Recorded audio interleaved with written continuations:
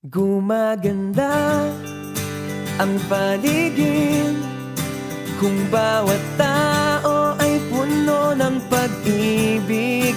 Napapawi ang bighati, masilayan lang ang iyong ngiti.